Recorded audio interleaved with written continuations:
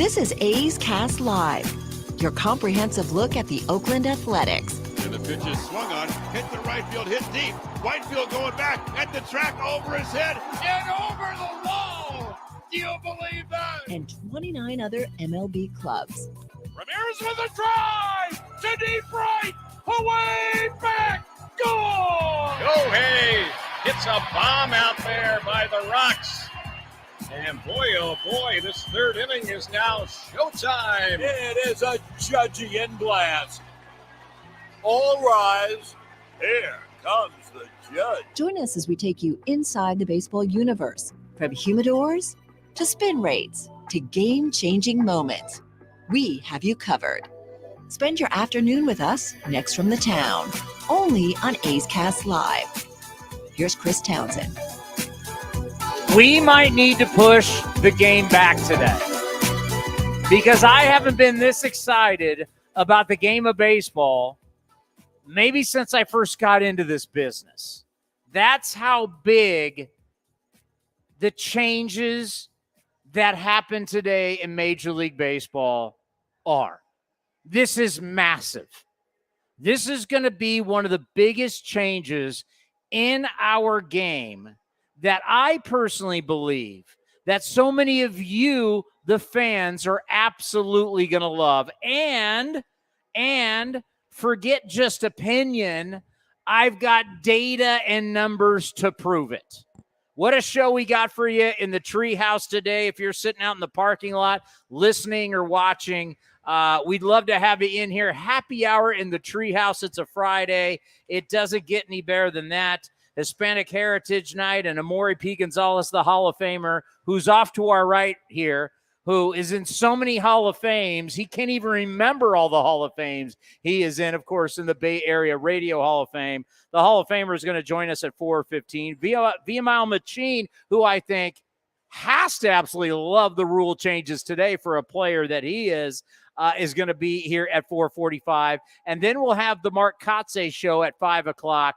We'll address this with Mark Kotsay, but obviously we do this interview really early in the morning. And when I mean really early in the morning, I mean early in the morning. What do we do today at 9 a.m.? 9 a.m. The rules weren't even official yet. They hadn't even, I don't even think they had showed up to vote yet. But we will address a little bit of that with Mark Kotsay. So it was an 11-person competition committee. And part of it was players. But in this committee, what they were able to do was to change some things in our game that is going to dramatically affect how the game is played on the field. And it's going to address a lot of things that have been a problem. Baseball over time, and we just celebrated the 0-2 team. And the O team was great, and it was magical, and baseball was new, and all these things were going on. And how cool was it? Thinking outside the box, as they like to say in Silicon Valley back in the day, which now people hate that. But, yeah, they were thinking outside the box. We don't have the money. We've got to figure out how to compete when we're not going to be able to spend all this money on free agency. How do we compete? And then next thing you know, technologies come into our game. New technologies come into our game. And over time, innovations were good. And they were good for players. And the way we train our players and make our players better. How they eat, how they work out, how they take care of themselves, how we train them. A lot of good things happen. But then over time, we started to realize our game may not be changing for the best. Our game might not be changing for the best from an entertainment standpoint. Maybe for individual teams, it was good. But for the entertainment of our game, the launch angle revolution, the strikeout revolution, home runs up, strikeouts up, time of games up, getting to a point to where the average game now over 3 hours. Ball not being put into play 5, 6, 8 minutes at a time. The 3 true outcomes up every single year. Shifts in baseball. Batting average down. A fight between traditionalists and the new wave fan. And the new wave fan, I'm going to be honest with you, was a jerk and has been a jerk. There's a lot of ways to enjoy our game.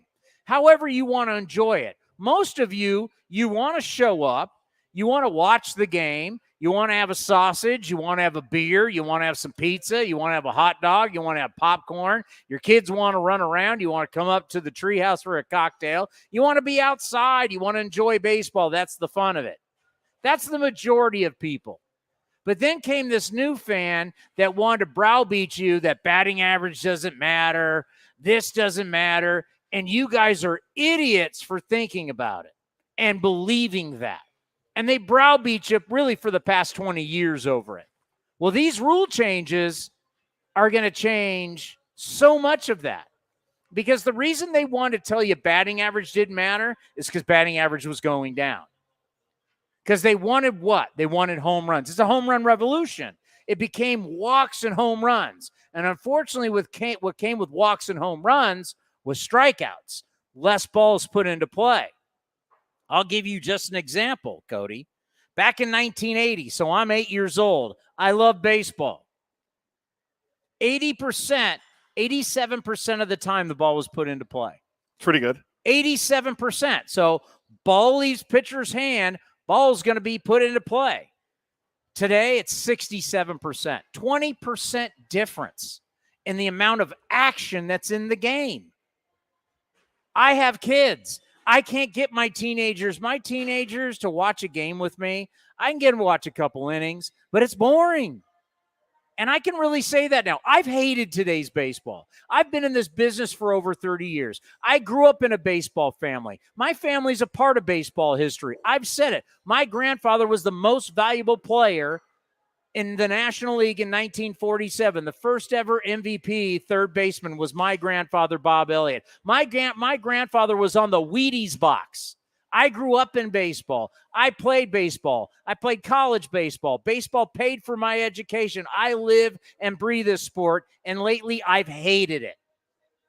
And you told me, certain people, that I was dumb for believing what I believed in. And really what we've realized is that baseball, from the aspect of making it entertaining again, because we're the entertainment business, is we had to regulate against you people the last 20 years that have changed our games. Yes, front offices, you did what was best for you. I'm not going to hate you for it, but in the end, you made our game less fun. And in the meantime, because you made it less entertaining, made it less fun, NBA and NFL passed you. That's facts. And every single time I look up after a World Series, and every single time I look up after an All-Star game, I hear about record low television ratings. That's all I hear. All I hear is bad news. And you, front office people, you didn't care that the game was 3.5 hours. I don't blame you. Your job is to win games. Your job is not about the entertainment. But the problem is we now have to make rules against you because you're hurting our game. As much as you thought you were being smarter, you were hurting our game. We've got to speed it up. We've got to put balls in play. We've got to make it more entertaining. So what's the pitch clock going to do? Well, it's going to make guys get on the mound and throw the ball. And what have we seen now that we've implemented this in professional baseball, in the minor leagues? Still, we're talking about the best pitchers in the world. They may not be here in the big leagues, but they're in the minor leagues. They're still the best of the best. What have we seen? We've seen less strikeouts. We've seen less walks. And we've seen, number one, faster games. You want the averages real quick? Love it. AAA, 2 hours, 43 minutes. AA, 2 hours, 40 minutes. High A, 2 hours, 34 minutes. Low A, 2 hours, 36 minutes. Now, Major League Baseball average, 3 hours, 4 minutes, down from 3:10 last year. So basically, you're taking 25 minutes away. And what happens and bothers me is I've heard people say, "Well, I don't want my game to be shorter, less action." Look at Last Dive Bar's in the house. My man, Brian, Last Dive Bar, let's go. Treehouse. Look at all the prizes he has for you. Look at his pants. I mean, come on. It's Fabulous Friday. So these are Those are MC Hammer. That's pants. what MC Hammer. He would wear black, but he's got them in the gold. That's looking sweet. Doesn't move quite like MC, but he's bringing gifts, and that's all that matters. Welcome to the party, my friend. That's what you get here with the Treehouse. Now, people have this belief, and this is where you have to be open-minded. You believe I've heard this. I've heard this from our buddy right field Will. I've heard this from Amelia Schimmel. I don't want less baseball. Folks, we're not giving you less baseball. The amount of time, the difference, the action doesn't change. This is where you are all very smart people, and you need to understand this. We're still playing 9 innings. There's still 3 outs per half inning. Which is how many outs? 27. That's that Pennsylvania, California. 54 total if you add up both sides. So we're not taking away your outs. We're not taking away your innings. We're taking away dead time. This is less standing around, more action. You have to understand that. We're still playing 9 innings, 27 outs. That doesn't change. It's the dead time is gone. And where this is going to dramatically affect teams. Well, it's going to change. Stolen bases are coming back into vogue in the minor leagues because of you can only throw over twice. You can't hold the ball as a pitcher forever. Stolen bases and athleticism is coming back. Great for the game. Mets have a guy with 70 steals in low A. The way you build your team defensively and with athletes, you're going to, these teams that rely on home runs and walks, you're going to have to rethink that. So if you're like the Giants, you're the Yankees, the way certain teams are built, you got to rethink that. Seriously. Batting average, we'll get to that with the shifts. But we're talking about the pitch clock now, where you're going to see the biggest difference is innings 7, 8, 9. 50 of the slowest workers in baseball, guys that hold the ball and don't deliver the ball at a fast pace. 47 of the 50 are relievers, and they're late inning guys. We're so used to the late innings coming to a screeching halt, and we've accepted that. That's no longer. So I'm going to sit on the mound. I'm going to huff and puff and blow your house down, and I'm going to throw it, and then I'm going to get it back, and I'm going to wait, and then I'm going to huff and puff and throw it. Those days are over. You got to get on the mound, or you're going to get charged with the ball. You got to deliver it. So probably the pitch clock, the biggest change. I think the second biggest will be in starters and how far starters go, which, oh my God, Cody, will affect how guys actually factor in games with wins and losses. Wins might matter again. The last part of the games are not going to slow down. They will keep that pace, and how relievers are taking so much time, they won't be able to do it. And that means at the end of the game with those this guy throws 103 miles an hour, we're going to see velocity come down, strikeouts come down, and pace increase. If you look at you brought up the 47 of the 50 guys in pitch tempo or the slowest of relievers. Kenley Jansen is the slowest at 26.1 seconds per pitch. Can you imagine that? Where Cole Irvin is the fastest starting pitcher at 14.1. So he's right at the pitch clock. What is it, 15 seconds? So he's under the pitch clock. He told me before, his goal now when the pitch clock comes in, this is before it happened, that he wants to get a game in under 2 hours. I think it could happen if you have him and a fast worker like a Sil Seth from the Angels, someone that the pitch is fast, not someone that starts games or the pitch is game slow. The A's have 2 guys in the top 50. It's Sam Maul, and there was one other. Now Come on, Sam. Get on the mound, throw the damn ball. There was one other person. I'm drawing a huge blank on who it was. Ray and I were talking about it earlier. But there's a lot of closers that are. Zach Jackson.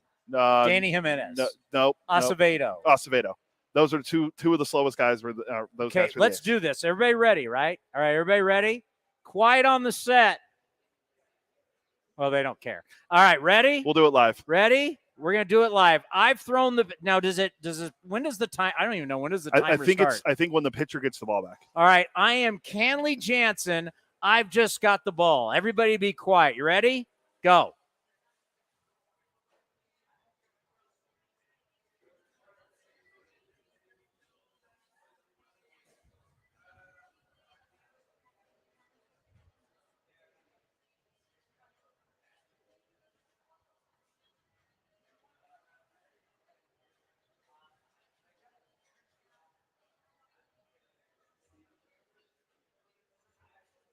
Oh, my God. How uncomfortable was that? Well, as being former radio guys, I mean, the dead air for 2 seconds is death. I mean, how uncomfortable is that? That's how long it takes Kenley Jansen to throw one pitch.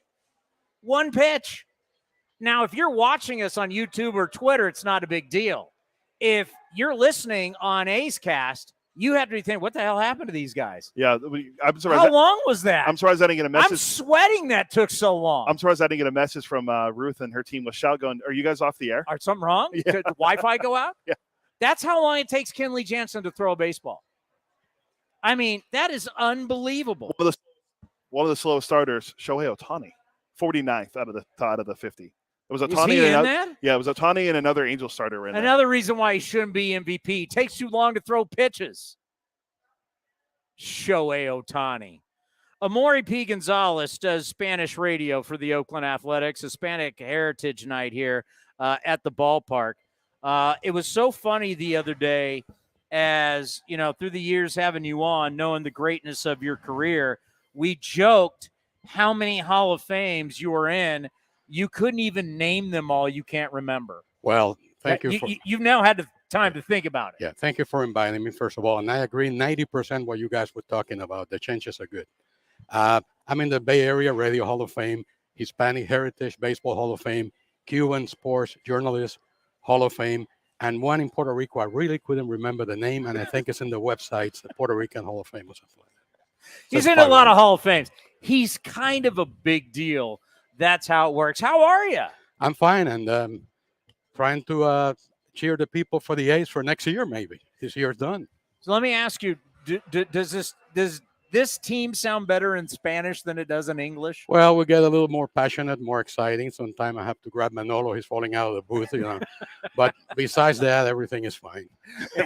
I've been on a long line. I remember the 1979 season. I remember that. I started with the Charlie Finley A's in the mid-'70s. You were here for that year? Yes, I was here for 1979. They lost 108 games, so nothing surprises me in baseball. They're rebuilding. That's been the story of this franchise. And hopefully 4 or 5 years from now, we could be in another World Series. About my 1989. How about that? There it is. When we beat the Giants during the Loma Prieta earthquake. We won the first 2 games, and then came the earthquake. We won the last 2 games. Faye Vincent was the interim commissioner, and he delayed the World Series for 11 days, and we won it. So I tell everybody the A's were better than the Giants before and after the quake. Yeah, there's no doubt about that. And, of course, we're honoring a guy.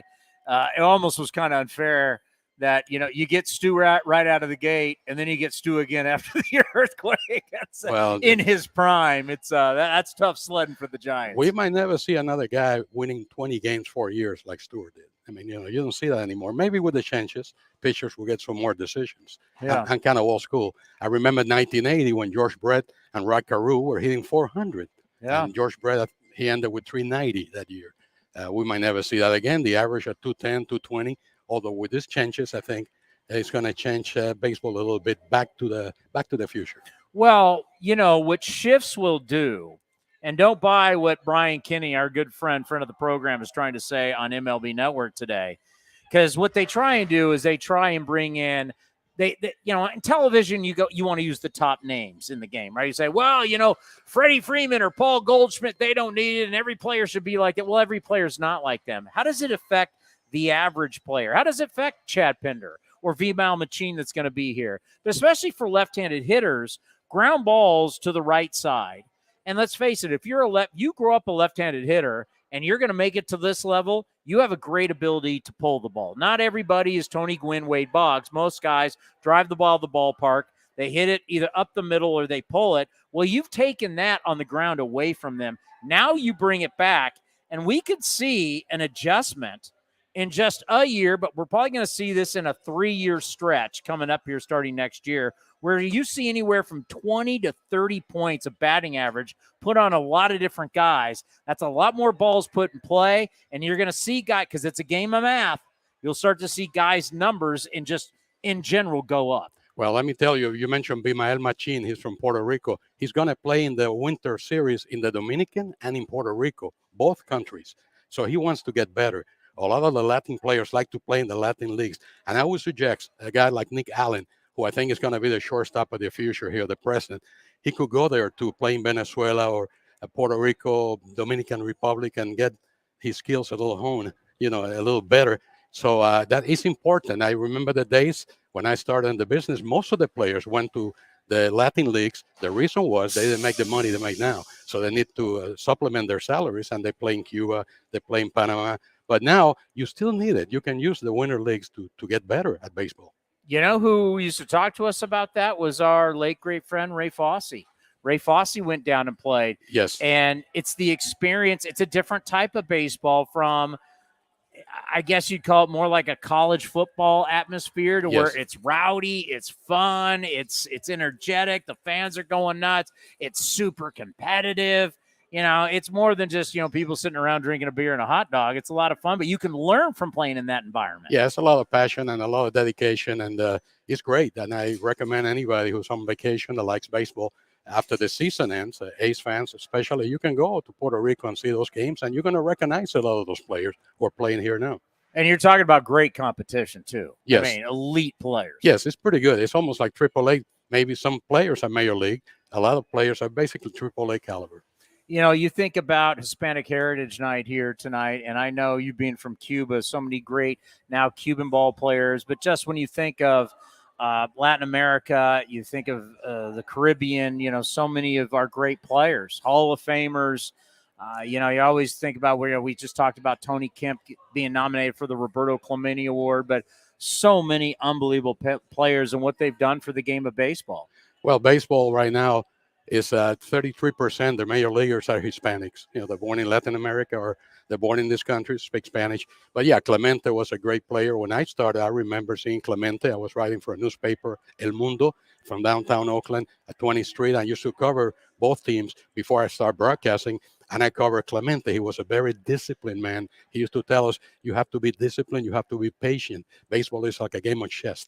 And that's what you're talking about, that the average is now pretty low, the shift, everything has changed. So now we're coming back to, I think, what baseball should be.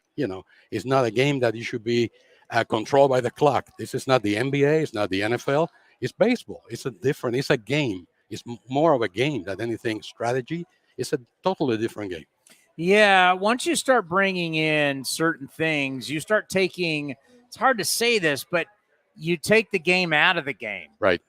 Like, and we mentioned this with Stephen Vogt yesterday, is we'll just use some pitchers. Some pitchers are so into their data that you're getting off like TrackMan, and that they're so into what a spin rate and their, the way their breaking ball's moving, that when you get out on the mound, the only thing that matters, do you get outs? Yeah, well, you mentioned Kenley Jensen a few minutes ago. I was here when Mike Moore pitched for the A's. It took a minute and a half between pitches. It took forever. That's no good.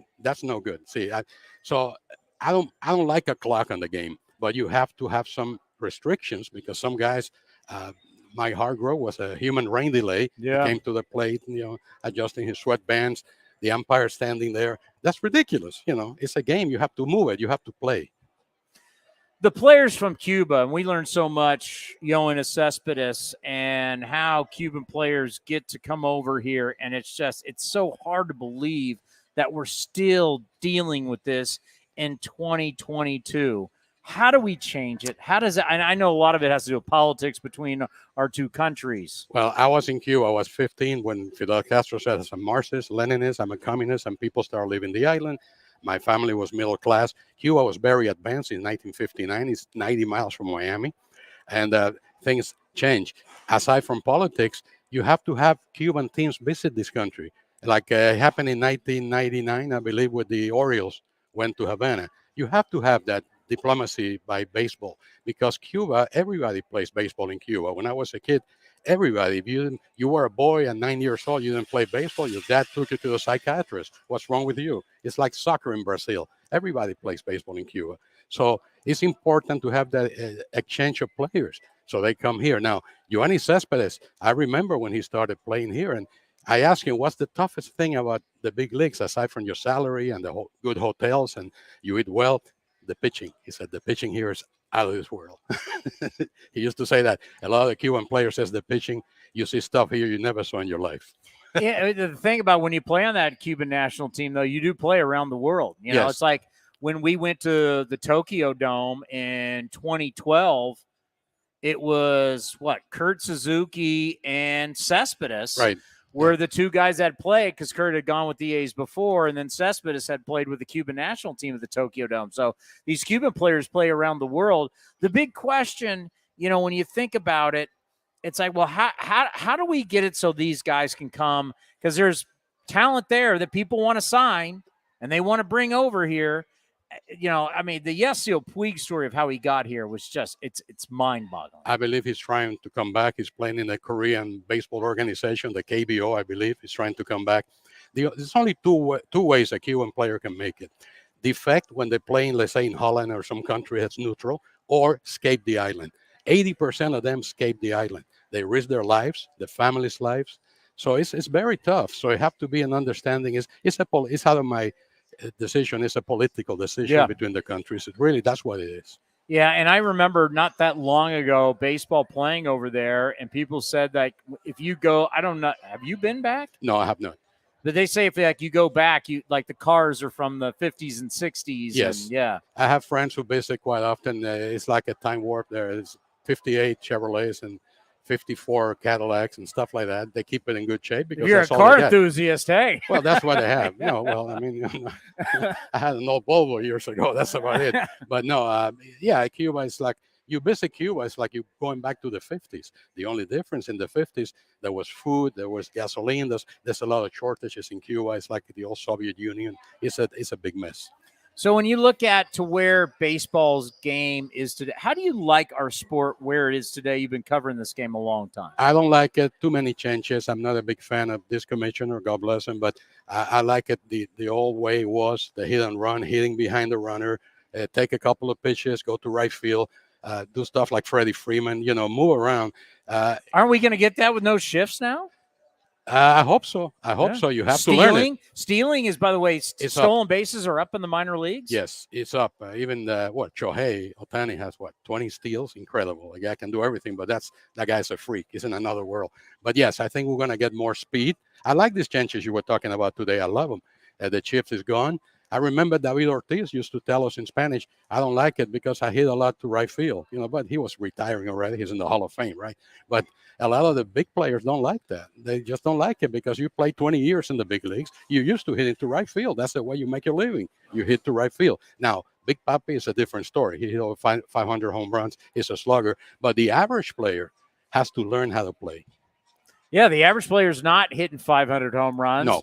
And to actually not have all four guys over on the right side is going to open up holes. Now we'll see, instead of the launch angle revolution that we've had, now you can hit a ball into right field on the ground and get a base hit. I can't tell you how many times, God bless him, we love him, and wasn't his fault. The A's put him there. Marcus Semien would be playing in short right field. He'd get a ground ball in short right field, throw it to first base, and we'd have to score it in our scorebook 6-3, and he's playing short right field. Get rid of that. A couple of years ago, I was watching TV at home. I saw a play, Manny Machado. I thought he's playing right field. He was playing, I swear to God, he's playing. In foul territory all the way down the right field line. I couldn't believe it. I wish I would have taped that. I couldn't. That's the best example. That's crazy. Well, let's end on this. A night like this, how proud are you? Well, I'm very proud of being born in Latin America, and 33% of the players are Hispanics, and the largest minority, with all respect to the African Americans in this country, are Hispanics now. This country is becoming very Hispanic, the culture, and we're very similar from the same continent. If you come from Colombia, it's this hemisphere, it's just South America, and this is North America, this is America, Cuba is in the Caribbean, so we all together. Would you rather broadcast a game that's 3 hours and 5 minutes or 2 hours and 35 minutes? 2 hours and 35 minutes. I still have a life. I got some grandchildren. I love the game, but I like to go home too. I love the game, but I don't like it at 3 hours and 5 minutes. No, sir. No, I agree with you. Yes. Yeah. All right, buddy. It's great to see you. Thank you, my friend. You are the best, the Hall of Famer right here. We got more coming up next right here. Hey, we got rules changes. We've talked about pitch clock. Let's get into shit. Do we have time for shifts next? We're going to do shifts. Why baseball will be better next right here on A's Cast Live. The Coliseum has gone by many names, but none better than the Last Dive Bar. Hi, everyone. Ken Korak here, and my friends at Last Dive Bar are helping us celebrate our longtime home. Last Dive Bar has the most unique merchandise for all Oakland baseball fans. T-shirts, sweatshirts, the Ray Fosse line, and my personal favorite, the lights have taken full effect. Visit their website at lastdivebar.com or follow them on social media at Last Dive Bar. All proceeds are invested back into the A's Community Fund and their affiliated charities. Go to lastdivebar.com. That's lastdivebar.com. The Eno Sarris Show is sponsored by Fieldwork Brewing Company. With 8 taproom locations in Northern California, Fieldwork brings you fresh craft beer direct from the source. Fieldwork will also ship beer direct to your door if you live in California. Visit fieldworkbrewing.com. Hey A's fans, check out Longport Fish Company, an exciting new chef-driven seafood restaurant located in the Veranda Shopping Center in Concord. Longport features the highest quality lobsters, oysters, king salmon, flavorful cioppino, and much, much more. It features a full bar of craft cocktails, local brews, and a curated wine list. Longport Fish Company is for all occasions too. Date night, business meetings, catching an A's game at the bar, or bringing the whole family. Check us out at longportfc.com, on Yelp, and on all social media. Humanity has accomplished a whole lot so far. We created penicillin, the automobile, and the internet, not to mention drones, duct tape, and the hot dog. It's all thanks to the power of human connections. And Ring Central's here to make that even easier, more seamlessly and securely, on a platform built to grow your business. Say hello to a whole new way to say hello. Visit ringcentral.com and say hello to possibilities. Ring Central. Message, video, phone, together. Some things just go together. Peanut butter and jelly, cookies and milk, Oakland and Kaiser Permanente. If that last one caught you off guard, it shouldn't, because Kaiser Permanente has been helping keep Oakland healthy since our very beginning. And as the official healthcare partner of the Oakland A's, that won't be changing anytime soon. Whatever you may need, you can trust Kaiser Permanente to help keep you feeling your best. Kaiser Permanente. Thrive. Visit kp.org today. Coming in at 5'3", it's number one mom. She switched to Xfinity and got the all-new 3-for-1 bundle. Unlimited internet, streaming, and Xfinity Mobile. All for what you could pay wireless companies for just one 5G unlimited line. Boom shakalaka. Go to Xfinity.com/3-for-1, call 1-800-XFINITY, or visit an Xfinity store today. Limited time offer. Restrictions apply. Xfinity Mobile requires post-pay Xfinity internet. After 24 months, regular rates apply to all services and devices.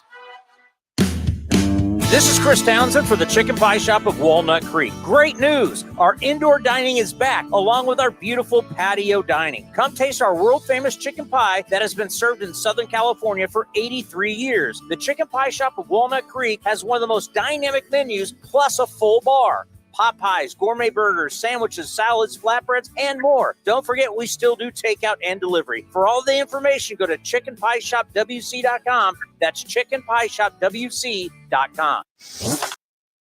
A's Cast Live continues from the town. Here's Chris Townsend.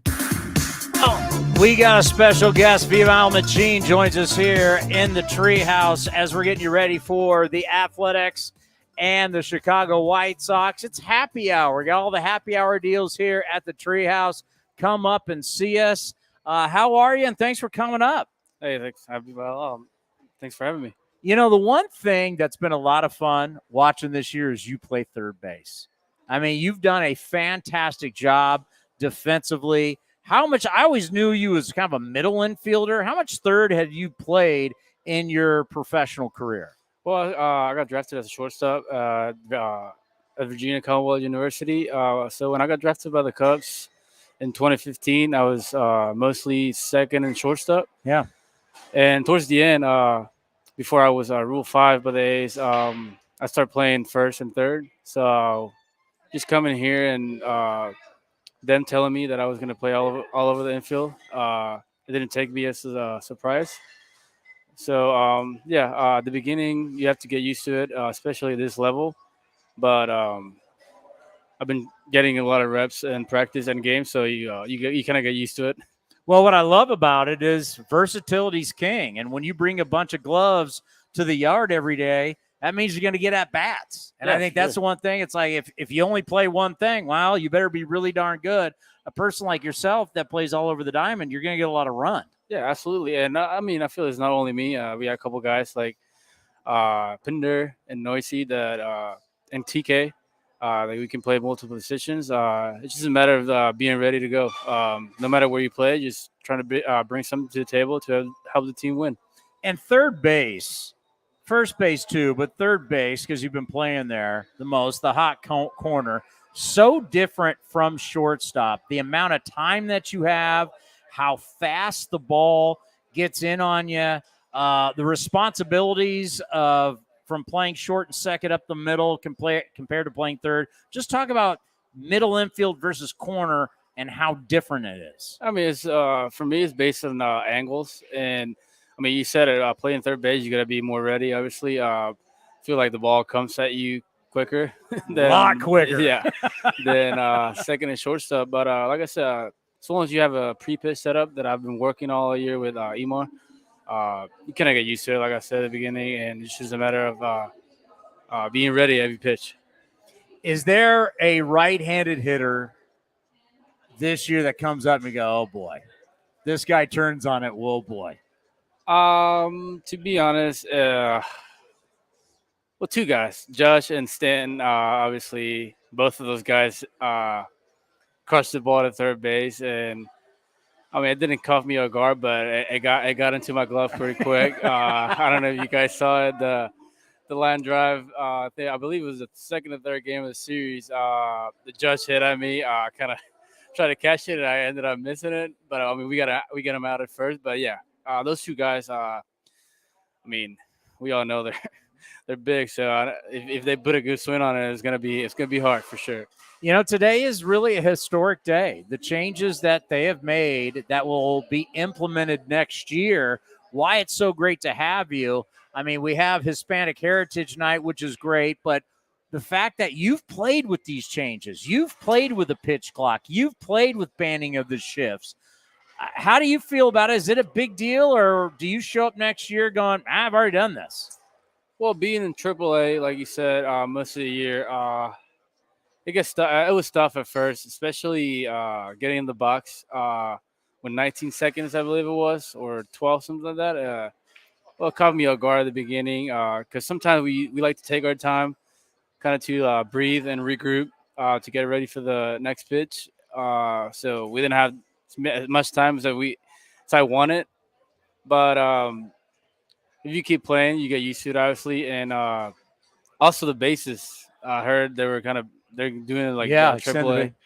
So at first it was kind of weird having a big, base in front of you, especially to how are you going to hit or touch the bag. It was kind of weird for me, but you get used to it. They've been doing it all year down there, so I don't think it will be a big deal. Maybe the shift is something as a hitter you might want to get rid of the shift, but I mean, yeah, it's something that at first is gonna feel weird for some players, but I feel like you can get used to it pretty quick. I mean, I like my chances as a left-handed hitter hitting the ball on the ground when there's two guys there versus 3 or 4. As a left-handed hitter, especially these power guys who have just said, listen, I hit a ground ball, I'm out. Might as well try and lift everything. Now getting a base hit on the ground to the right side, you got to love that. Oh, yeah, absolutely. Especially like me as a hitter, I don't like hitting. I don't like to get under the ball a lot. So I'm kind of like a line drive hitter. So having that is for me is going to be a plus. Sometimes, like you said, you crush the ball to second base, and all of a sudden, the second base is right there and catch it and throw you out first. So, I mean, yeah, it'll be nice to get rid of that, to be honest. Well, the one thing that always got me, and luckily in my playing days we didn't have it, is everybody was taught to hit the ball back up the middle. Square it up, hit it back up the middle. Well, all of a sudden, back up the middle, what you're taught your entire life is now an out, whether it's a ground ball or a base hit. I mean, a ground ball or a line drive used to be an automatic base hit. Now it's an automatic out. Having up the middle again, hitting it back up the middle, knowing that you got a chance for a legit base hit, will that make you feel better? Yeah, a lot better for sure. Especially with all the analytics that you have, all the positioning. I mean, it happened to me yesterday. I feel like I had a good swing off C's, and all of a sudden I hit it up the middle, and Elvis Andrews was right there. Yeah.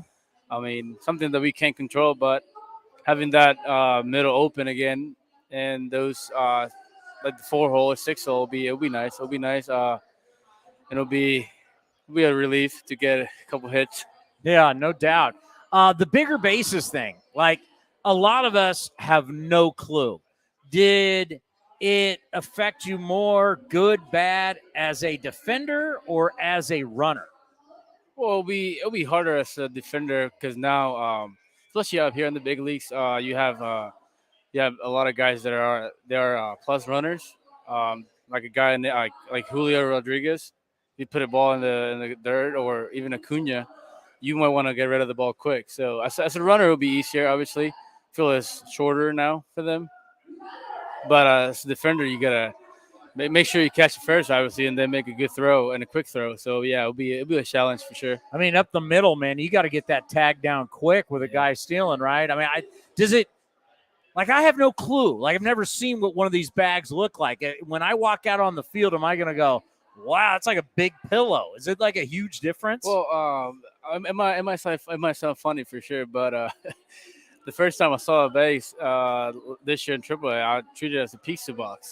It was that big, I swear. A large pizza or a medium pizza? I would say medium pizza box, but like I saw that thing and I was like, oh wow, like what is this? So it's noticeable. Yeah, it is for sure. Okay. You're comparing the bases here and down there. Yeah, you can definitely notice the change.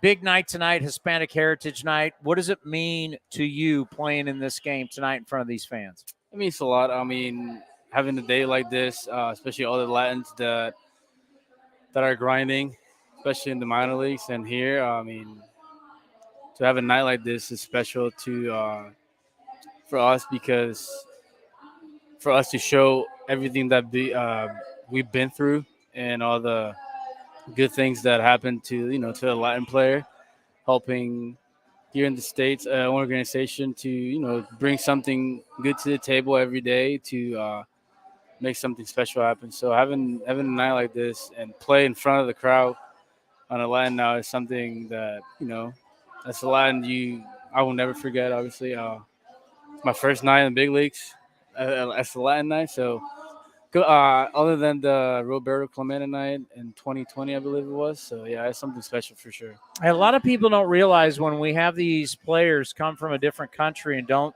speak English, and all of a sudden you're thrown in these small towns and you're riding on buses, the grind and what you have to go through, not only to be successful as a player, but just learn how to survive in a foreign land in a different country. People don't realize how tough that is and what certain players have to overcome. Yeah, it's a grind, like you said, especially if you have a family, like you got kids, you don't see them often. That's the first thing that comes in mind, leaving the family in your country. And like me, I'm from Puerto Rico. I have to travel the whole country to get here in Oakland, and having my family in Puerto Rico, 3 hours. I'm 3 hours behind them, so it's tough. Different culture for some players. The language, like you said, you first get here and you don't know what's going on around you. They start talking to you even in baseball, and you don't know what's going on, and you don't want to mess up, So it's tough. But like I said, to have a recognition like this is big. It's big because we've been through a lot, no doubt. Well, we appreciate you stopping by the Treehouse, and you really have the best line. I'm not even thinking about that now. When people say, what is this new rule like? And just be like, just think of a medium pizza box. That's what's out there first, second, and third. Yeah, absolutely. It's a medium pizza box for sure. that we have to get used to it again. Hey, thank you very much. Thanks for having have me. a good game Thank you. tonight. We got Appreciate more it. coming up next right here on A's Cast Live. The Coliseum has gone by many names, but none better than the Last Dive Bar. Hi, everyone. Ken Korak here, and my friends at Last Dive Bar are helping us celebrate our longtime home. Last Dive Bar has the most unique merchandise for all Oakland baseball fans. T-shirts, sweatshirts, the Ray Fosse line, and my personal favorite, the lights have taken full effect. Visit their website at lastdivebar.com or follow them on social media at Last Dive Bar. All proceeds are invested back into the A's Community Fund and their affiliated charities. Go to lastdivebar.com. That's lastdivebar.com lastdivar.com. Hey, Ace fans, we've got a great deal for you. Get 4 tickets and parking for all Friday night games starting at just $39. Pick from great matchups, post-game fireworks and drone shows, giveaways, and more. Outside corner, ring him up. And Eaton can't believe it. Grab the crew and head to the Coliseum with friends and family any Friday night this season. 4 tickets and parking starting at just $39 for the whole group. Tickets are available at athletics.com. That's athletics.com. Innovation that's at the heart of Cal State East Bay, like at our Green Biome Institute, where faculty and students map genes from California's endangered plants, or how we open doors for local entrepreneurs at our Small Business Development Center. From educators to nurses to STEM professionals, Cal State East Bay has real impact throughout the region's neighborhoods, boardrooms, and entire economy. Be part of the innovation. Connect with Cal State East Bay at csueastbay.edu/impact. Like sports, business is about winning. Championship decisions are business decisions based on what it takes to help your company win. And that's why there's UBO Business Services, specializing in helping you win every day by streamlining workflows, managing documents, and providing the best-in-class office technology. Make your championship decision with UBO Business Services. Visit them at ubeo.com. That's ubeo.com. Hey Ace fans, check out Longport Fish Company, an exciting new chef-driven seafood restaurant located in the Veranda Shopping Center in Concord. Longport features the highest quality lobsters, oysters, king salmon, flavorful cioppino, and much, much more. It features a full bar of craft cocktails, local brews, and a curated wine list. Longport Fish Company is for all occasions too. Date night, business meetings, catching an A's game at the bar, or bringing the whole family. Check us out at longportfc.com, on Yelp, and on all social media. Coming in at 5'3", it's #1 mom. She switched to Xfinity and got the all-new 3-for-1 bundle. Unlimited internet, streaming, and Xfinity Mobile. All for what you could pay wireless companies for just one 5G unlimited line. Boom shakalaka. Go to Xfinity.com/3-for-1, call 1-800-XFINITY, or visit an Xfinity store today. Limited time offer, restrictions apply. Xfinity Mobile requires post-pay Xfinity internet. After 24 months, regular rates apply to all services and devices. Hey, A's fans, you know that running your own business is a slugfest every day. That's why businesses have been counting on Mechanics Bank since 1905. From operating lines of credit to equipment and real estate loans, they can help build your lineup to meet today's challenges and prepare for tomorrow's opportunities. Stop by your local branch or visit mechanicsbank.com today. Mechanics Bank, the official East Bay bank of the Oakland A's. Member FDIC and equal housing lender. All loans subject to program eligibility and credit approval. Some things just go together. Peanut butter and jelly, cookies and milk, Oakland and Kaiser Permanente. If that last one caught you off guard, it shouldn't, because Kaiser Permanente has been helping keep Oakland healthy since our very beginning. And as the official healthcare partner of the Oakland A's, that won't be changing anytime soon. Whatever you may need, you can trust Kaiser Permanente to help keep you feeling your best. Kaiser Permanente. Thrive. Visit kp.org today. Humanity has accomplished a whole lot so far. We created penicillin, the automobile, and the internet, not to mention drones, duct tape, and the hot dog. It's all thanks to the power of human connections. And Ring Central's here to make that even easier, more seamlessly and securely, on a platform built to grow your business. Say hello to a whole new way to say hello. Visit ringcentral.com and say hello to possibilities. Ring Central. Message, video, phone, together. Hitting the road with the family. On your way to nonstop adventures. No worries ahead, because you know you can stop at a Chevron station along the way. Get fuel for your car, fuel for your crew. That's Chevron with Techron for unbeatable mileage and snacks for all. Coffee for mom, chips for the kids, cold drinks for dad. You know, for the road ahead. Toss in some laughs, out-of-tune singing, and a zillion "Are we there yet?" And you just made lifelong family memories. Chevron, together ahead. Streaming from the East Bay, A's Cast Live continues with Chris Townsend. We're here in the Treehouse. It's happy hour. We're playing bingo, free prizes, drink specials. What else do you want? We got a DJ. What else do you want? Nothing. I think it's $5 Modelo's too. What else do you want? Don Julio's out there, I'm pretty sure, for tequila. I'm seeing Budweiser. I'm seeing Don Julio. We've got food options, Oakland Street Eats. I mean, I should have had my no. See, what else do you want? my brother-in-law. It's a party. My brother-in-law is a TikTok influencer on tequila. I wish I'm joking. I was joking, but What exactly does that mean? he rates tequilas. He's been going to distilleries. So there's many people who will buy tequila based off his recommendations because that's what an influencer is. He has 400,000 followers on TikTok.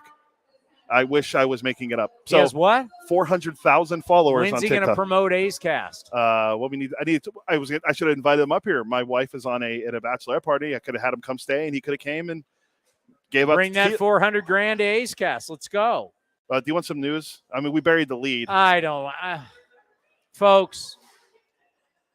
There is a list. There's multiple lists actually that you can go online and look at the dumbest baseball sports injuries of all time. Like one that I always think about is Jeremy left-hander Affelt. I was about to say Affleck. Jeremy Affelt, who had frozen. We've all done this, right? Especially when you have kids or you're in college. You got the stack of frozen burgers. Yeah. And he was trying to separate the stack of frozen. I either had a knife or a spatula knife, and he cut his hand, right? You got guys play video games in the NBA, end up hurting their hands because they play.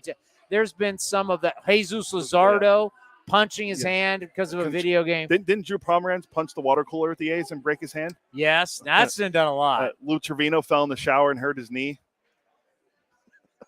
Andrew Bogut, if I remember correctly, while in the bathroom, sneezed, which a lot of people hurt their back sneezing. That's true. It's a I fact. didn't know that until when I was covering the Warriors, and it happened with Andrew Bogut.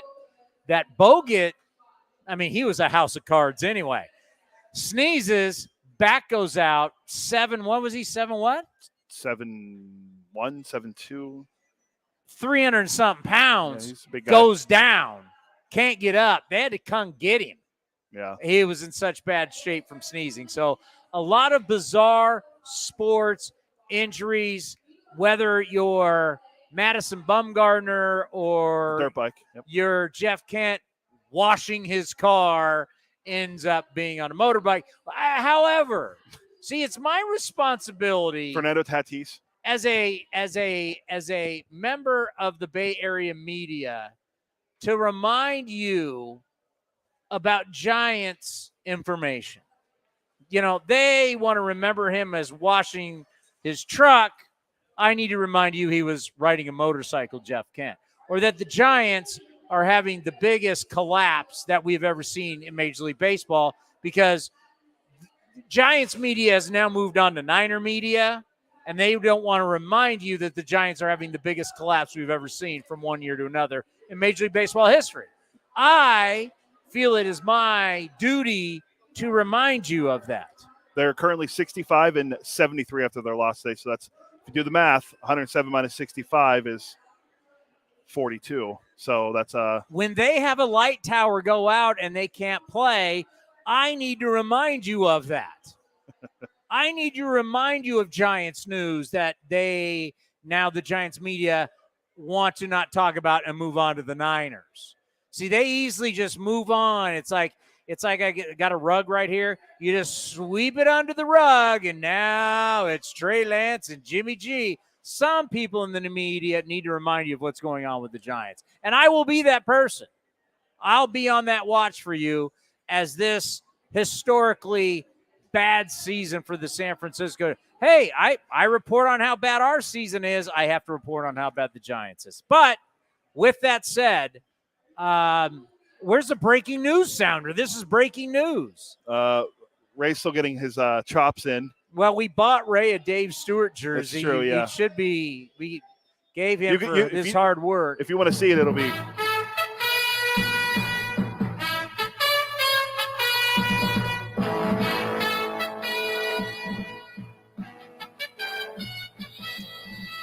Live from New York on the ABC Sports Desk, I'm Chris Townsend. Your news. James, according to Martin Gallegos, covers the A's for MLB.com on Twitter, per Mark Kotsay from his media session. James Caprillion, also known as Cap, laceration on his middle finger was caused by extending his arm out while putting on his shirt and hitting a poster on his wall. Kotsay said the hope is Caprillion will only miss one turn in the rotation. Are you kidding me? Let me read that again. You can't pitch because you hurt your finger putting on a shirt on a poster? You gotta be kidding me. Yep, he was scratched with a right middle finger laceration. That's now the second A's pitcher that's had a middle finger issue. The other one being Paul Blackburn. He's out for the year. No, his isn't a laceration. So, like I said, Cap's laceration on his middle finger, per Martin Gallegos of Mark Kotsay's media availability in the dugout earlier today, which we would have saw when we were down on the field, which we're not. His laceration on his middle finger was caused by extending his arm out, so meaning he went like this, I guess, while putting on his shirt and hitting a poster on the wall, per Mark Kotsay. The plan is hopefully he only misses one start in rotation. So he goes to the He's already missed a start because they put him in the bullpen. Now he's back, and then he's not back. From what I've been told from my sources, Austin Pruitt will start tonight. Might be a bullpen game. So there's your news. All right. I move over pitch clock, which if you turn on MLB Network, they're not doing it right now, but they were doing it during the Phillies-Nats game. They had the pitch timer when Syndergaard was pitching, and they were seeing how fast he would go to the mound. To the home plate. Hey, let's be honest here. We're in professional sports, and you either deliver or you don't. And in the end, when you don't deliver, they will move on from you. And I have gotten into the James Cap corner on a lot of things. I have said, and I kind of mentioned this with David Forrest, who didn't run with it yesterday, by the way. I extended this to David and said, okay, I mentioned about my theory about Cap. I mean, the same thing with Cody Thomas, who we're seeing. Guys have lost years, these very important years in your career. James Caprillion was drafted in the first round by the New York Yankees, 15th, 14th, 15th, something around in 2015, I believe. And when you're drafted at that point, they're drafting you to be the dude. They're drafting you to be this guy. This guy who, even though it may be dying, is a front of the rotation guy. Maybe coming back now with this new news today. But you're supposed to be somebody coming out of UCLA who vaults through the system, gets into the Yankee rotation, and starts winning games and help them win games. That's why they're drafting you the first round. Because if they're not drafting a pitcher, you might as well go get a hitter, a guy that's going to help you. But they're drafting you the first round because they think you're going to help them at the big league level. Yes. That's why you're taken in the first round, second round, third round. You might go away. We're talking about the kid from Atlanta who went in the 11th round. Von Grisham. We're talking about it. You draft a guy in the 11th round, and he turns out to be this guy. Oh, my God, that's golden. But first round, you're expected to help at the big league level. Boom, Tommy John hits. Happens. All right, going to be timeout. Well, it doesn't go smoothly for James. And that time lingers, and there's rehab after rehab. So this time that he's supposed to learn how to become the guy, he loses that because he's a rehab guy. He's not pitching in games. He's not competing. He's not learning to be that guy. Finally, trade, leaves New York, comes to Oakland, land of opportunity. You're going to get that chance once again to be that guy. And now you're finally healthy, and what hits? COVID hits. Now you don't even have a season. So they throw you in an alternate site. In San Jose. At San Jose Municipal Stadium, and you just work out. So now you have spent X amount of years of the learning curve for you to be that guy, the dude. You have spent practicing and rehabbing and not pitching. And now all of a sudden, And that's why I keep trying. I've been throwing it out there. I do it on this show. I've been doing it on my NBC hits. And I keep reminding everybody, he's not a kid. He's 28 years old. He's in his prime. This is when he should be that guy. He should be a top of the rotation guy. He should be going out there and everybody's like, it's win day. It's win day. Who's on the mound? It's Caprillion. It's win day. But we don't do that. Why? Because he's never developed into that guy. And what he's done this year, he's been a 5-inning guy. They don't have the confidence in him to go more than 5. And a lot of that, I blame on us. I don't care what the numbers are. To hell with the numbers. You got a bad season going. Allow the guy to learn how to do that, and you don't allow him to do it. Shame on you. And now you take him out of the rotation because the last 4 starts, I got the information here. Last 5 starts, 0-4 with a 6.46 ERA. Bad. He had a stretch there pretty good, but he's been bad. Was it 33 straight starts? He hasn't gone in the 7th? Is that what it is? I think it's 33 now, yeah. 33 straight starts dating back to last year, 6 innings or less. Worst stretch in A's history. The fact that you haven't got an out in the 7th inning in 1 start, not good. And, here you go. This is September. This is it, Cap. You got all these other guys coming. Here's Langoliers. Here's Sears. Here's Martinez. More guys coming. And they put you in the bullpen. We've watched him work out. He's gotten in these extensive workouts to build up for this start. And then what happens? Bang. You cut your finger putting on your shirt and hitting a poster? That's what I don't know. Good question. Whatever's in the poster? Maybe in the clubhouse. I don't know. Or at home. Good question. Who knows where it happened? I don't know. I mean, you start wondering. I don't think there's a problem, but if Cap is not here next year with the A's, will we look at this scenario and say, remember, couldn't make that start because he was putting on his shirt and he hurt his finger on a poster? That might be one of the things that gets brought up for sure. That this.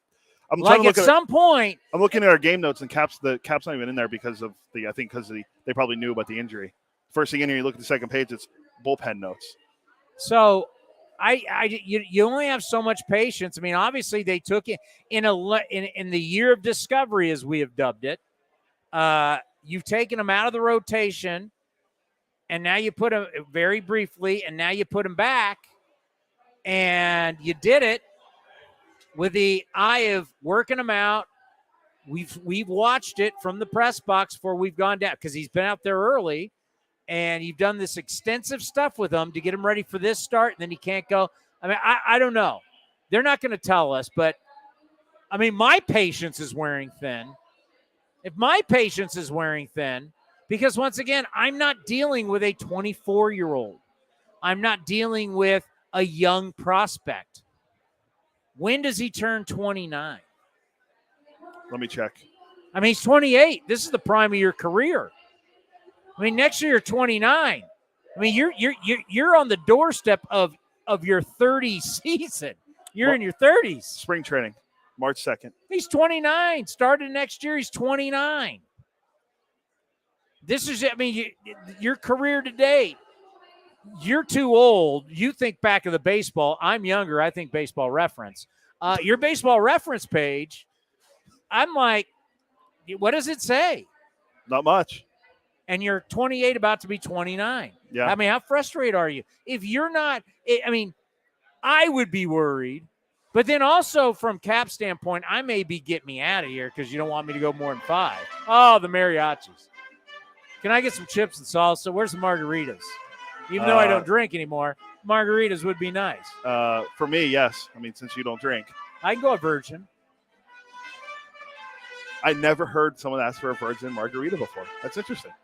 I have never asked one either, but there always is a there's start. always a first for everything.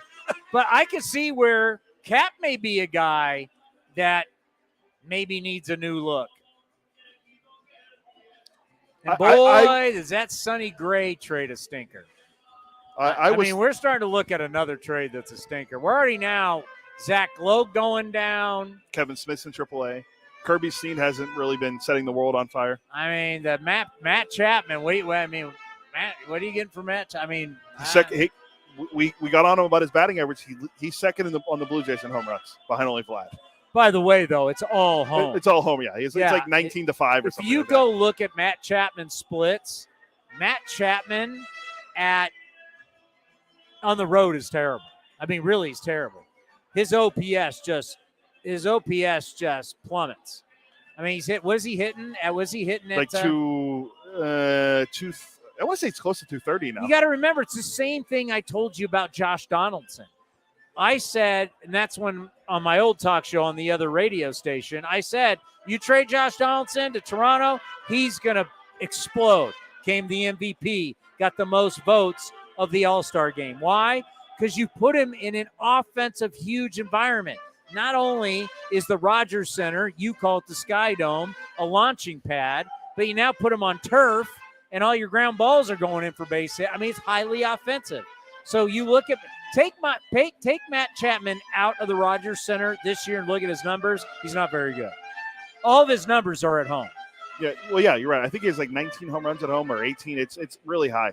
But I will always like Matt Chapman because he's a gamer. And Matt Chapman, and we're going to have to get on this day, Matt Chapman was someone who didn't care about his stats. He cared about winning. That's something I will always respect about him. That no matter what, the end goal for him was winning games. He could go 0 for 4 and be happy because the team won. He was about winning. That's what I always respect. Oh, we got to get to Mark Kotsay. I really wonder future of James Caprilli. I'm with you. An injury like this, I mean, I'm shaking my head. He could. My thing, real quick, forget the Kotsay. I thought he could have been that super reliever for the A's since he only goes 5. He could be a perfect guy in that extended bullpen role. But he's supposed to be a starter. I know. Well, hey, Josh Hader was supposed to be a starter.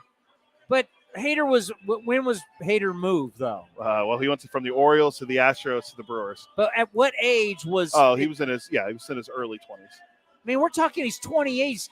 He's months away from being 29. October, November, December, January, February. I mean, Andrew Miller. He's 5 months away from being 29. I got to find better examples. I always use Miller but he's like the one guy that went for being a starter. How many? Reliever. Look up Ray real quick. How many starts has James Cap had this year? I think it's 22. Yeah, 22. Then he had the 11 starts last year. He didn't go, but you could double check. But I'm pretty sure it's 22. I mean, that's not a lot. We're not talking about a body of work here. By the time you're 28 years old, Ray's trying to find out on the back of his baseball card. What do you got, Ray? It is 22 starts in 2022. What do you have last year? 24 with 21 starts with 3 appearances out of the pen. And now you're going to be 29. Can't go past 6 innings. I mean, you're still cheap. That's something that plays. Go. But I mean, at some point, if I say right now, the rotation, opening day, next season, top of your head, Cole Irvin, not knowing who gets traded or what moves could happen. Cole Irvin. Blackburn. Paul Blackburn. Sears. Waldachuk. Adrian Martinez. Well, where's Cap? Are we forgetting someone? No. There's no one that's on it. There's no other one else that's hurt. Yeah. Where's Cap? Where's Zach Logue? We're forgetting someone else. I swear I thought there's another starter we're missing. Okay, yeah. Where's Cap? Well, I mean, long relief. Cap technically should be that third guy. It should go Cole. You're right, though. That is a Jason Schmidt. It sounds like, is that Jason Schmidt? That's Pirates legend Jason Schmidt. Don't you forget that. That is true.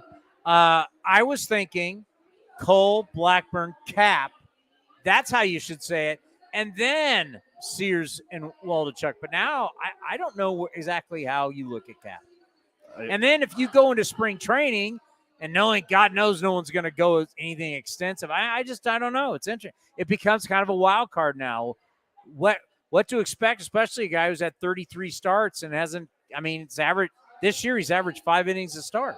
Yeah, and he's going to go. What was 22 starts, and maybe he gets 1 or 2 more because they said they hope he only misses his start with the finger laceration. This is what do we have? 22 games left? 24, including tonight. No, it's less than that. We're 50 and 88.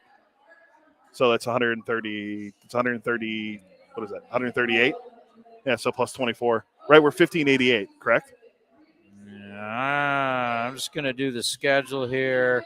After, I'm not counting this game. 1, 2, 3, 4, 5, 6, 7, 8, 9, 10, 11, 12, 13, 14, 15, 16, 17, 18, 19, 20, 1, 2, 2, 20, 23 games. Yeah, so 24 including tonight, yeah.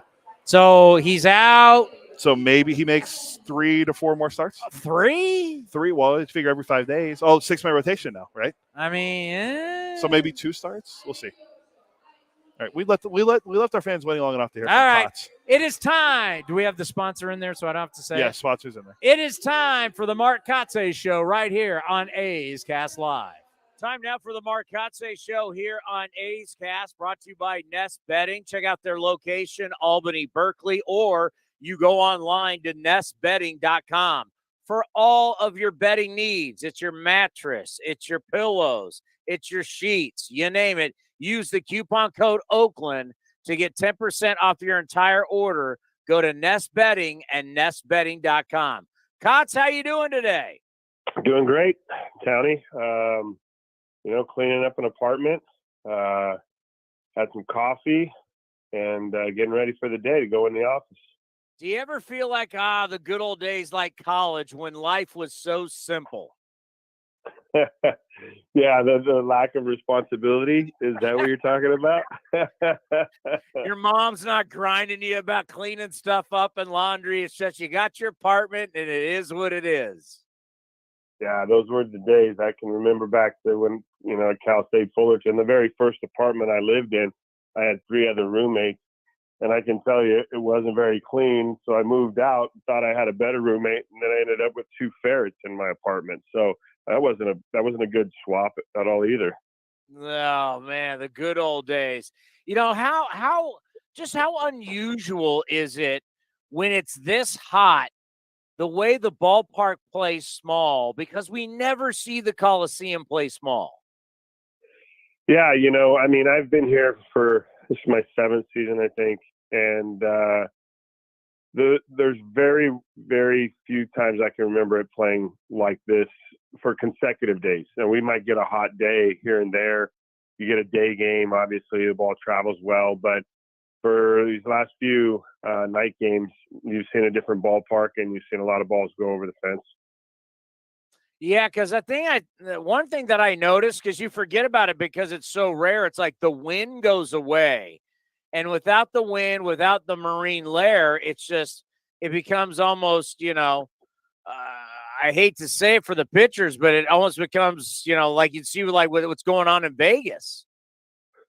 Yeah, there's that level to it, definitely. It got a little cooler at the end of the game last night. We got back to kind of some normality in terms of how this Coliseum usually plays. But back east, when we went back east this last road trip, the ball was flying there, and the Nationals Park seemed very small.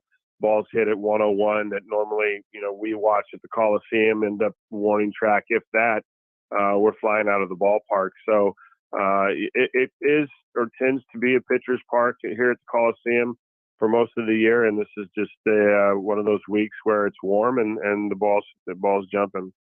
You got guys that are going to have a rough outing, and we saw that with J.P. Sears, the first one of his career. What do you think the key is this next few days for him to get back on track? Because it's going to happen throughout your career. You got to understand it, you got to deal with it, and you got to shake it off and just be better the next time out. Yeah, no question. You put it behind you. I said kind of that last night as from a team's perspective, last night's game. You turn the page on, there were positives to take away from last night's game.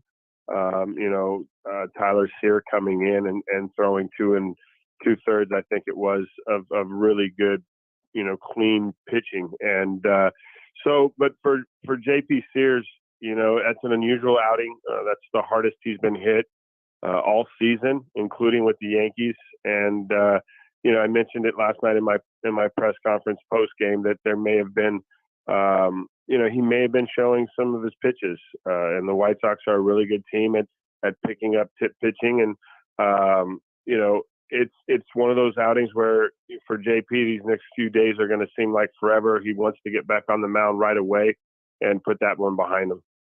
What is the number one thing that you're looking at in your players as we finish up the last 20-something games? I think it's just to continue what we've built in the culture with the character of the fight. The word fight means something, and the word grit means something. That up until this season is finished on that last day, I think it's October 5th, I believe, against the Angels at home, that we just continue to grind, that they continue to play the game the right way and work hard, through this finish. Well, and I think for all these new guys that you have, 30 rookies on the year, I know a lot of people have talked about, well, got to finish strong, but why would you want to finish strong? These guys are getting to live out their dream, Kots. I mean, they've dreamed their entire life of this moment. Yeah, Tyler said it best last night. He came in the dugout, obviously pitched the night before, and anytime a reliever does that, you err on the side of caution generally with pitch count. And you want to protect those guys, but he came in the dugout and said he'd been waiting 8 years to pitch on this mound, that he wasn't going to come off of it. And so he went back out and pitched the 8th inning. And from that standpoint, you want those type of guys on your team. You want the guys that are selfless. And that was a great example of it last night. Yeah, you love hearing that. And just the moment and understanding the opportunity that you have is something special. And I talked to Cole Irvin about this yesterday. When you start, and I know it's cart before the horse. We have a long way to go. But when you start looking at names like Cole, and then you throw in Blackburn, and then you look at what Langoliers has given you, you think about Sears. Do you start? I'm not going to say getting excited, but do you start to see that you're going to have some legit starting pitching for next season?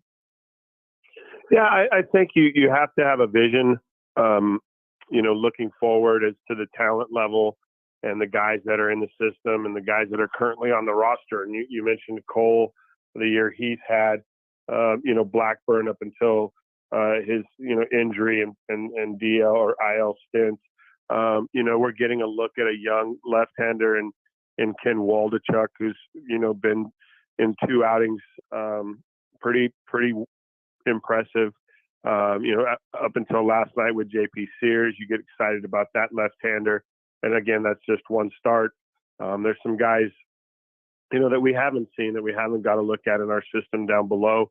Some of the trades that we acquired some arms in, the back end of our bullpen, you've seen of late, there's Domingo Acevedo. You've seen the growth in AJ Puck.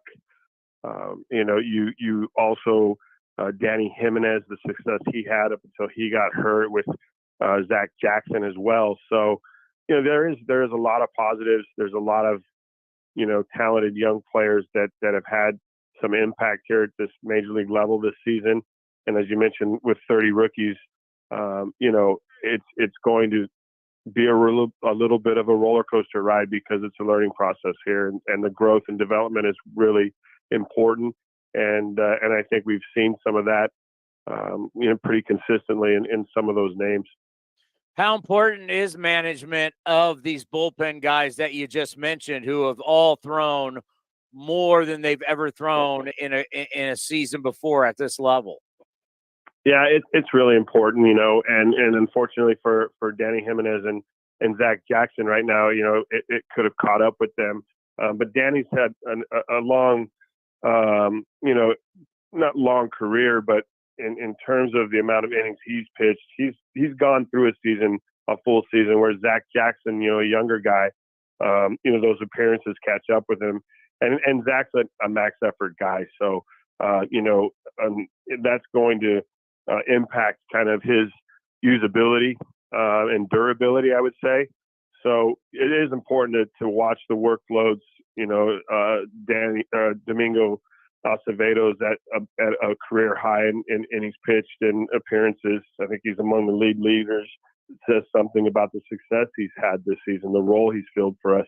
And again, AJ Puck in this role, it's different than starting. And, we're going to definitely take a look at the amount of innings and the appearances he's made as well.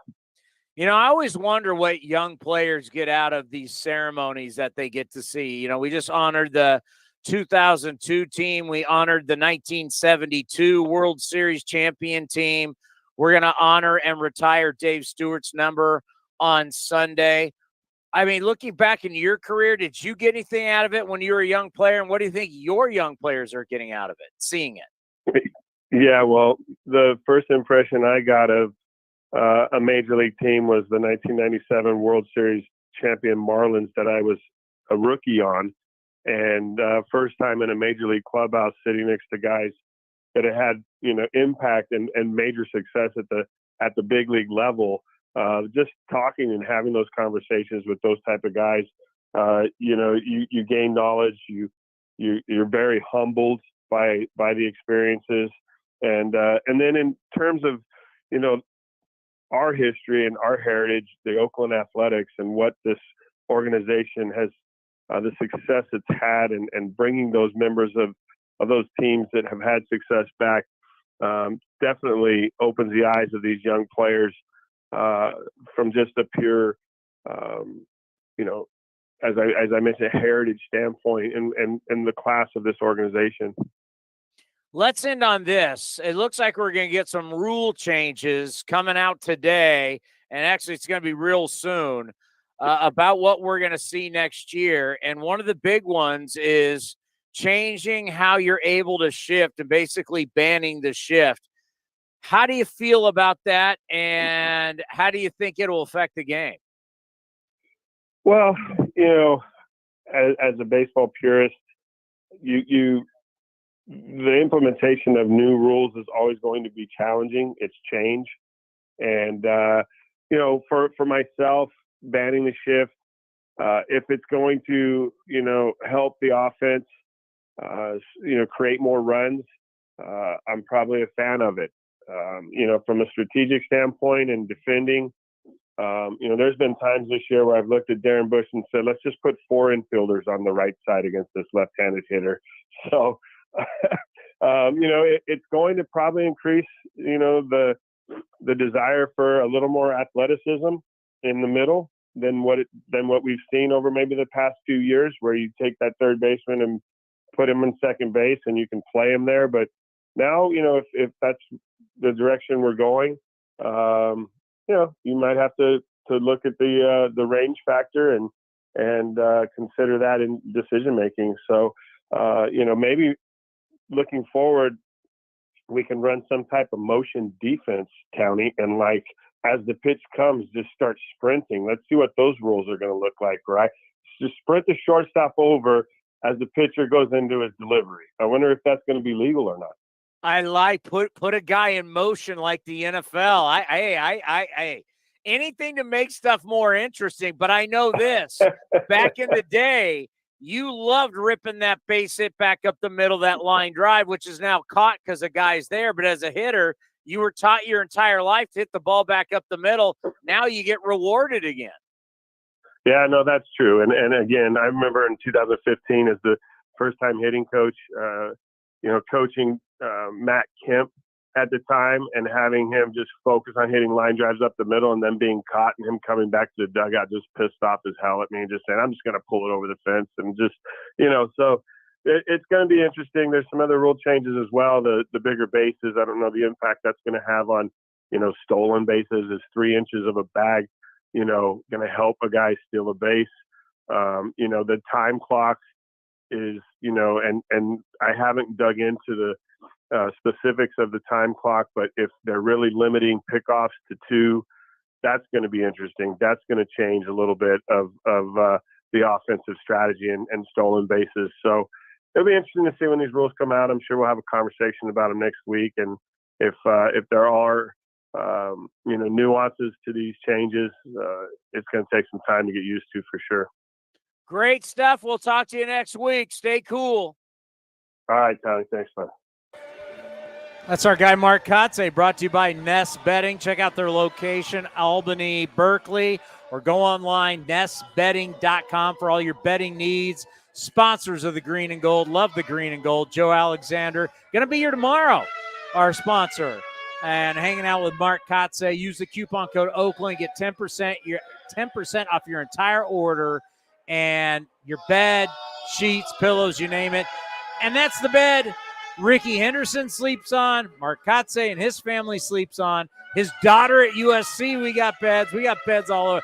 Bob Melvin, not only Melvin's house in Arizona, but his vacation house in Sedona, you name it. I voiced the spots, well, for the time being.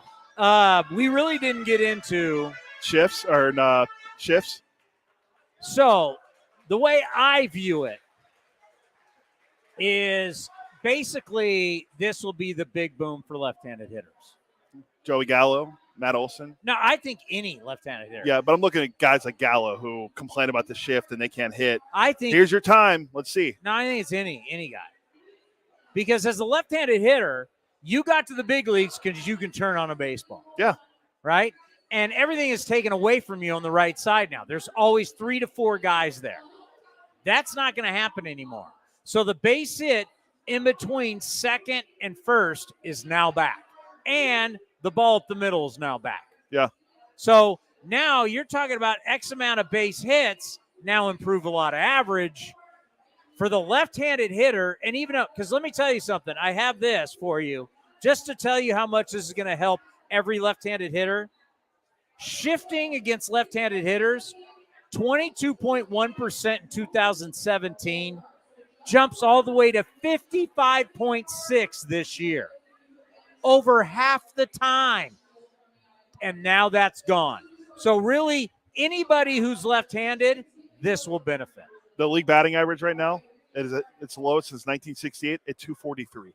That'll go up. It's the batting average in baseball is the 3rd lowest ever in the live ball era. Yeah. And strikeouts are the 4th highest strikeout rate ever. All that is going to change. And home runs are down.